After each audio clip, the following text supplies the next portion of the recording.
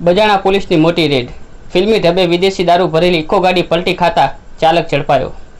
સુરેન્દ્રનગર જિલ્લામાં પ્રોહિબિશનની પ્રવૃત્તિઓ ચલાવતા અસામાજિક તત્વો સામે પોલીસે લાલ આંખ કરી છે। સુરેન્દ્રનગરના બજાણા પોલીસ સ્ટેશનની ટીમે એક મોટી સફળતા મેળવી ફિલ્મી ઢબે ઇંગ્લિશ દારૂના જથ્થા સાથે એક આરોપીને દબોચી લીધો છે, જ્યારે અન્ય 2 આરોપીઓ નાસી છૂટવામાં સફળ રહ્યા છે। આ ઘટનાની વિગતવાર વાત કરીએ તો સુરેન્દ્રનગર જિલ્લાના પોલીસ અધ્યક્ષ શ્રી પ્રેમસુખ ડેલુ સાહેબની સૂચનાથી અસામાજિક પ્રવૃત્તિઓ ડામવા માટે બજાણા પોલીસની ટીમે પેટ્રોલિંગમાં હતી। આ દરમિયાન ઇન્ચાર્જ પોલીસ ઇન્સ્પેક્ટર A.K. વાઘેલાની ટીમના પોલીસ હેડ કોન્સ્ટેબલ જયેશભાઈ મગનભાઈને એક પાકી ખાનગી બાતમી મળી હતી। બાતમી એવી હતી કે એક સફેદ કલરની મારુતિ સુઝુકી ઇકો ગાડી, જેમાં પરપ્રાંતીય ઇંગ્લિશ દારૂનો મોટો જથ્થો ભરીને 2 ઈસમ માલવણ ચોકડીથી પસાર થવાના છે। બાતમીના આધારે પોલીસે વોચ ગોઠવી હતી, પરંતુ પોલીસને જોઈને દારૂ ભરેલી ઇકો ગાડી ચાલકે ભાગવાનો પ્રયાસ કર્યો હતો।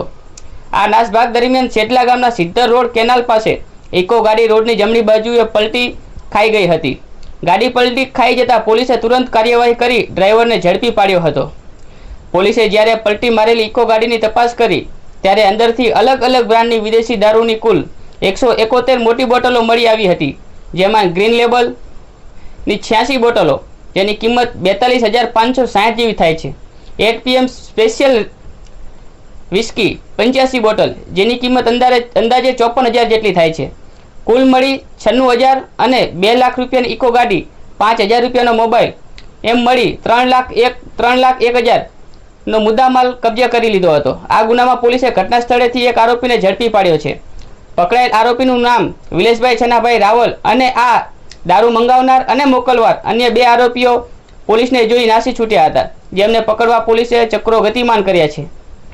બજાણા પોલીસની આ કડક કાર્યવાહીથી બુટલેગરોમાં ફફડાટ વ્યાપી ગયો છે। આ કિસ્સા પર તમારું શું કહેવું છે? કોમેન્ટ બોક્સમાં જરૂર જણાવો। આવા જ સનસનાટીપૂર્ણ અને બ્રેકિંગ ન્યૂઝ જોવા માટે અમારી ચેનલને અત્યારે જ સબસ્ક્રાઇબ કરો।